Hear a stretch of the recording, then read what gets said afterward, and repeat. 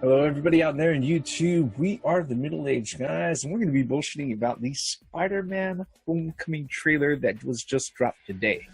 I am the Reverend. And I'm Graymouse1. Today is Tuesday, March 28th, 2017, also known as Trailer Tuesday for a lot of the movie buffs and folks who will go ahead and pay attention to that side of the industry. Admittedly, we over here, the Middle-Aged Guys, although we like our movies, generally speaking, when we address things over this particular channel or in any of our channels, it's usually geeky stuff. A lot of Marvel stuff, a lot of DC stuff, some science fiction, some anime, some animated stuff, and so on and so forth. Okay? So today, Sony went out of their way and they dropped the second official trailer for Spider-Man Homecoming. And as of this moment in time, I am looking at YouTube. It has 9,459,884 views. Now, this is on Sony Pictures' official channel. Okay, it has millions of other views and all the other channels that cover this stuff too. And it's sitting at 215,983 likes and 10,409 dislikes at this moment in time. This one was just, actually it was released out, I believe, less than 12 hours ago at 10 o'clock this morning. Yeah, it's entertaining to say the least, but I don't think that either of us in this particular video walked away from looking at the trailer without a bit of concern, and that's what we're going to talk about right now.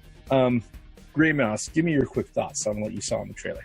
My quick thoughts are this. It seems like I already know the whole plot of the movie already. Did the trailer ruin the whole movie for us? That's what I felt at the end of that trailer. I was like, okay, so we know what's going on with the Vulture now. You know, Adrian Toomes. We know what's going on with him. We know what's going on with Peter Parker. You know, we've seen Aunt May. We've seen his love interest. And we've seen Iron Man. I mean, it seems to me that, and a little bit of friction in between Iron Man and Spider-Man. So I feel like the whole plot has been given away in 2 minutes and 30 seconds. Yeah, I'd have to say that. Well, okay, we're gonna come back to that. All right. I will have to say, let me just cover the things that I like. Everything looks phenomenal. Okay, it looks phenomenal. All right. One of the things that quite a few people that I saw actually complain about online was that, where are all these kids? Dude, he's a fucking sophomore in high school. At least he looks like a fucking sophomore in high school. I mean, unlike Tobey Maguire, when he looked like he was in his late fucking 30s. When they were going ahead and they did the Sam Raimi Spider-Mans, you know, Andrew Garfield, he looked like he was in his mid to late 20s when they went ahead and they did his. It was like, look, you're not going to fool me. These aren't fucking high school kids. At least these kids look like they're in fucking high school, okay? Which is fine. I like how they're handling a lot of stuff, and now it looks like, a lot of the things that are happening on screen look like they're happening on actual practical sets instead of just on green screens. Yep. Which was one of the things I didn't like about the Justice League trailer. And I hate to make that comparison, but they were released within 2 days of each other. It's you know, the comparisons are inevitable. All right, but yeah, like you. And I didn't get this impression at first, but you know, after the second time I watched, after I saw some of the feedback, some of it fair, some of it not so fair about, you know, the trailer and other stuff, they could have literally removed 6 seconds of footage and 2 details that they had in that trailer, and you would not feel like everything was spoiled. Okay, you remove Iron Man showing up and helping Spider-Man save the ferry, and you remove the conversation that they have afterwards where he's like, "Give me back the suit." You remove just those 2 pieces of film, like I said, just 6 seconds of freaking trailer, and then all of a sudden, guess what? there's this huge portion of the story that you still don't know about that, you know, now it's like, well, just based off of that, I can kind of fill in the blanks. Look, I know Spidey's going to win at the end, but, you know, one of the things that we're always left to go ahead and wonder about is that, okay, so what type of hoops does he have to jump through? What type of hurdles does he have to overcome on his way to winning? He's meant to be in 4 more fucking movies after this. So we know he's going to win at the end. He's not going to die. We just want to know whether or not, you know, how is the road going to go? How's the journey going to go? You know, right now there isn't any way. It doesn't look like there's any real big way that they're going to sit there and surprise us by turning left all of a sudden. You know, I think that's pretty fair, don't you? I agree. So let me touch on some of the things that I liked. Same thing. I think that it was more practical stages for this. I really do like the way they did the Vulture, which is awesome because it kind of pays homage to the comic, and that's kind of what he was. Yeah. And you know, he's an older chap, of course. If you, I'm really glad for that.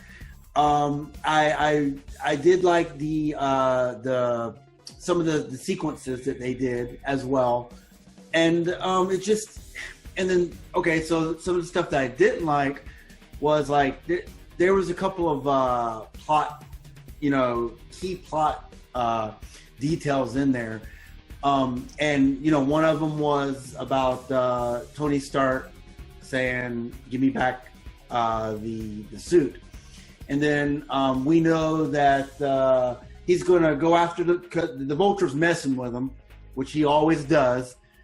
And if you know anything about the Vulture actually will. I don't want to get readily into the comic books because Spider-Man's is the comic book that I really followed, and I can just fill in the blanks by just knowing what the story of the Vulture is from the comic books. Although it could be different for the cinema, adaptation. But it seems like it's pretty much following what the comics did. You know, the Vulture's gonna go after his family, after his friends, and that's just the way it is. And then the one thing that I didn't like too was that his friend knows he's Spider-Man. That kind of, again, that's the same concept that the Flash knows who Batman is. I'm like, wait a minute, you're not supposed to be giving these identities away, you know. But apparently, for some reason, they want to do that. What was the other thing? Well, I will contend on that point. You know, it's not as bad as, you know, Batman showing up in front of Barry Allen or Bruce Wayne showing up in front of Barry Allen and then starting to throw fucking batarangs at him, you know, just completely giving things away. I mean, the guy was walking. I mean, dude, Spider-Man was walking on the ceiling in front of his friend. Yeah. Well, here's if you made a comment, dude, you're the Spider-Man. Here's the thing. Here's the thing about that. Okay. He's a high school kid. All right. And how many high school kids can keep a good secret? He did in the comics. He did in the comics, but he also, if you got to remember back then, he didn't have any friends in the comics. All right? Understand, yeah. This is they are kind of, I don't want to say that they're paring away parts of Miles Morales from the Ultimate series, but they kind of are, you know, and you know, that's just one of those things. You know, if we're going to set up that he has a friend, I would rather somebody close to him actually know his identity than him just walking into somebody, you know, walking into some place without his mask on and then starting to shoot webs all over the place, you know, announcing what his fucking identity is. You know, that'd be different. Another good thing, too, about the trailer that I really enjoyed was the slapstick. Peter Parker actually, or Spider-Man rather, was actually doing jokes while he's fighting, and that's straight from the comic book. He's always got some smart ass comment while he's fighting these guys, you know. And I noticed that, and I was like, oh, that's a nice touch. They're throwing in, he's throwing in these comic reliefs, and then even his friend said, "So can you control all the spiders?" And then Peter Parker's like, "No," Yeah, that was kind of cool. Yeah, I think I'm going to hazard to say that this is unfortunately with this particular trailer. Although I really enjoyed what I saw, I think looking back at it, every time I see it, I look at it more and more. It kind of tempers my own excitement for the movie more and more, unfortunately. And that's not to say that I'm not going to go see it, because of course I'm going to go fucking see it. What is it? July 17th, 19. This year. That's release date. I thought it was July 7th. 7/7/17 or 7/17/17, something like that. 7/17. Yeah. Yeah, it's July 7th. Yeah, you're correct. All right. But like you said, I think that you saying 6 minutes. I'm saying they should take out like almost 30 seconds, or I'm sorry, 6 seconds rather. I think they should take out almost 30 seconds of that trailer. They should completely take out the whole Iron Man helping him, the whole thing after it. They should talk about. They should take that one out where the Vulture has him in his claws and saying, "I'm gonna destroy you and your family." So we already we know that's too much information, especially for I don't think like me who read the comics. Here's the thing. It's the same thing that I say to hardcore gamers when we talk about getting shit out to people. All right. The thing about this is, I know where you're coming from. Okay. I share a similar frame of reference, but I do also understand that in order for this movie to go ahead and break $1 billion, which is probably going to do, it's going to have to attract people who aren't comic book fans to go ahead and watch the movie. Okay, in which case you can't assume that they know the same thing. True. That's number one. Number two, guess what? We already saw the Vulture threatening Peter Parker face to face in the previous trailer. So the whole thing with him holding him in his claws and everything else, it didn't change the information that we already saw before. All right, and the previous trailer didn't spoil as much. Okay? Yeah. It showed off set pieces, but like since we know how the big fairy scene ends now, all right, and we know exactly the consequences of that afterwards. That was pretty bad when it came to spoiling the movie. I mean, and the thing is, though, it's not just us for complaining about it. There's a lot of other people that have the same line of thinking that we do. That it's like, I mean, I'm still going to go see it because it's still like a good movie. But I feel that most of it was already spoiled. So I'm just going to I gotta say though, it's not quite as explicit as how trailer number 2, Superman versus Batman v Superman. Oh yeah. Yeah, it's not quite as explicit as that in the way that it spoiled it. But yeah, it did. Here's the thing, like I said, 10 minutes ago, everybody knows he's gonna win. All right.